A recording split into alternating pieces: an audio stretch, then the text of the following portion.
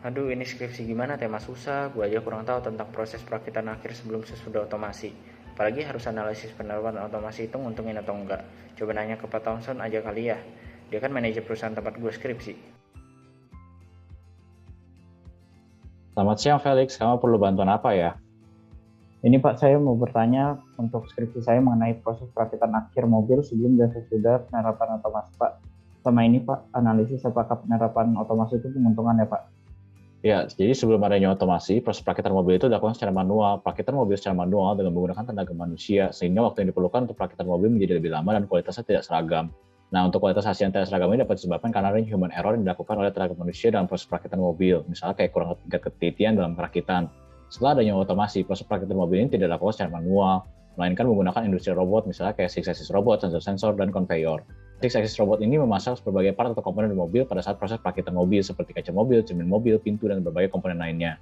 Lalu terdapat photoelectric sensor yang berfungsi sebagai pendeteksi keberadaan suatu objek, seperti part-part atau komponen yang akan dipasang pada mobil. Lalu ada laser scanner yang berfungsi untuk mengatur ukuran target deteksi minimum, vision sensor yang berfungsi untuk memeriksa kesejajaran, kecerahan, kontras, area, edge, panjang, dan diameter dari komponen-komponen, pressure sensor yang berfungsi sebagai sensor tekanan untuk mendeteksi tekanan pada saat pemasangan, lalu ada conveyor yang digunakan untuk memindahkan part-part atau komponen yang akan dipasang pada mobil. Nah, untuk analisis penerapan otomasi, nanti kamu bisa coba tanya senior kamu yang dulu pernah kerja praktik di sini, namanya Luis Valentino. Nanti saya kasih kamu kontaknya ya. Oh, begitu ya Pak. Terima kasih Iya. Pak penjelasannya. Iya, sama-sama. Permisi. Siapa ya? Felix kok yang tadi chat lewat DM buat minta tolong bantu skripsi. Oh, ini masuknya sini. Oke kok, thank you kok.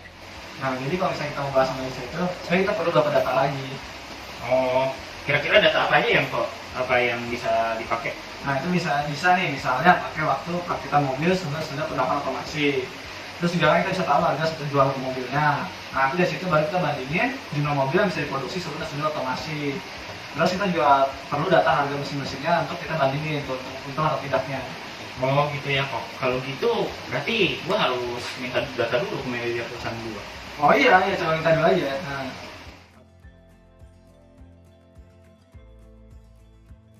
Selamat siang Pak Thompson. selamat siang Pak Thompson. Iya, selamat siang. Oh, ada Luis juga ya. Jadi Felix, data yang kamu butuhin apa aja ya? Begini Pak, kami membutuhkan data harga mesin-mesin, waktu perakitan mobil sebelum dan sesudah penerapan otomasi, sama harga jual satu mobilnya Pak. Oh, oke, kalau gitu nanti saya kirimin kamu via email ya. Kok ini terus diapain ya kok? Nah, jadi ini pertama gini, kita ketahui waktu merakit satu part sebelum otomasi itu udah 9,9 detik. Setelah otomasi 2,04 detik. Jadi kita pertama, ini kita cari tahu dulu berapa sih waktu perakitan satu mobil sebelum adanya otomasi. Nah, terus yang ini setelah otomasi.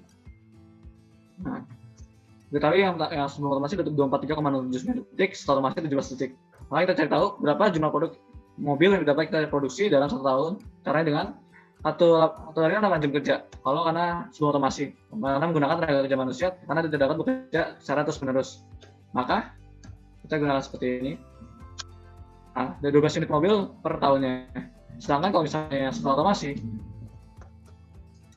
jadi seperti ini. Sisinya sangat jauh kan. Nah, untuk sisi keuntungannya maka sebesar sekian. Tentu merupakan jumlah yang sangat besar kan. Yang dimana jumlah ini tentu masih belum memperhitungkan jumlah gaji segala macam dan tentunya akan buat penerapan otomasi yang lebih menguntungkan lagi. Oh gitu kok. Oke, makasih ya. Oke. Nah, jadi setelah kita tahu sisi keuntungannya, kita bisa bikin nih proyeksi penjualan selama 5 tahun. Nah, itu kan kita tahu dapat NPV sekian dan IRR sekian. Nah, kita lihat nih NPV-nya itu kan bisa dari 0 dan itu besar banget nilainya. Nah, karena itu berarti kita tahu investasi ini memang akan mendatangkan keuntungan bagi perusahaan. Kalau NPV sama dengan 0 berarti nggak untung nggak rugi. Tapi kalau kurang dari 0 berarti rugi. Nah, sedangkan IRR sendiri jauh lebih besar dari MAR dan IRR semakin besar maka semakin menguntungkan pula itu investasinya. Nah, kalau di sini berarti saya tahu investasi ini sangat menguntungkan. Nah, ini aja belum dihitung sama pengurangan jumlah gaji ya. Karena tentu otomasi kan mengurangi jumlah karyawan yang dibutuhkan. Tetapi jumlah yang karyawan yang dikurangkan itu kita nggak tahu nih, karena per kasusnya berbeda. Jadi untuk kasus ini kita anggaplah nggak usah kita hitung dulu. Karena anggapannya kita nggak hitung jumlah pengurangan karyawan, kita nggak hitung dari assembly lainnya yang bisa produksi lebih dari satu mobil dalam satu waktu. dan juga kita nggak hitung kayak pengurangan produk yang cacat itu. Nah itu kan ya gini aja udah menguntungkan banget. Jika kita hitung itu semua, maka tentu akan lebih menguntungkan lagi gitu, Felix. Oh gitu ya kok. Mantap. Thank you banget kok. Oh iya, sama-sama. Saya punya satu pertanyaan lagi mengenai rancangan atau usulan gitu. Biar otomasinya lebih baik lagi itu gimana ya? Kalau dari saya sih ya, problem utamanya kan biasanya itu di industri robot itu kan bisa berbahaya di sekitar pekerja gitu kalau lagi operasi. Kalau pekerjanya nggak hati-hati itu bisa terbentur sama robotnya gitu. Paling kalau usulan sih di bagian itu sih ya. Oh, kayak gitu bikin contoh ladder dagang aja. Nah, ini bisa kayak gini nih contohnya. Jadi PS1 itu kan photoelectric sensor, itu deteksi part mobil. LS itu laser scanner, PS1 itu visi sensor, itu bisa kesedaran, kecerahan, kontras, area, edge panjang, dan diameter dari part mobil. Nah, PS itu pressure sensor. Nah, P2 itu photoelectric sensor untuk mendeteksi manusia di sekitar industri robot. Nah, PS2 juga vision sensor, tapi untuk mendeteksi manusia di sekitar industri robot juga. Nah, lalu M1 ini kan motion atau gerakannya. Contohnya ini gerakan pengambilan satu part mobil. Jadi kalau misalnya PS2 atau PS2 itu mendeteksi manusia di sekitar industri robot, maka gerakannya akan berhenti. Wah mantap. Makasih kok. Makasih Pak Thompson. Oke, sama-sama. Iya, sama-sama. Jadi kalau dari secara teknologi dalam perakitan mobil itu menggunakan deteksi robot, photoelectric sensor, laser scanner, vision sensor, pressure sensor, dan conveyor. Nah untuk manfaatnya itu mengurangi terjadinya kesalahan serta dapat meningkatkan kualitas, meningkatkan jumlah produksi, mengurangi waktu durasi produksi, mengurangi biaya.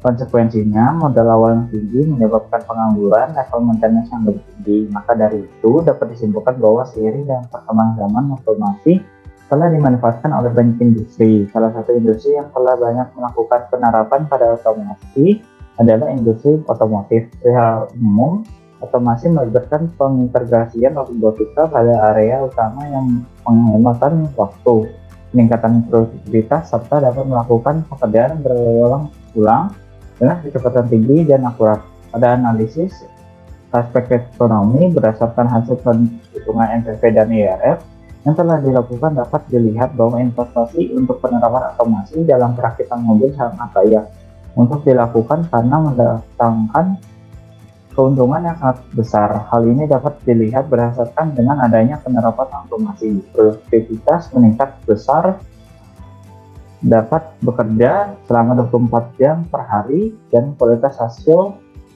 yang menjadi seragam atau konsisten dengan berkurangnya human error serta berkurangnya tenaga kerja yang dibutuhkan dalam proses perakitan mobil. Walaupun dengan kekurangan dan konsekuensi yang ada, banyak perusahaan otomotif yang telah memiliki dan memilih melakukan penerapan sistem otomasi. Hal ini dikarenakan manfaat yang telah diperoleh lebih tinggi dibandingkan dengan konsekuensi atau resiko yang ada.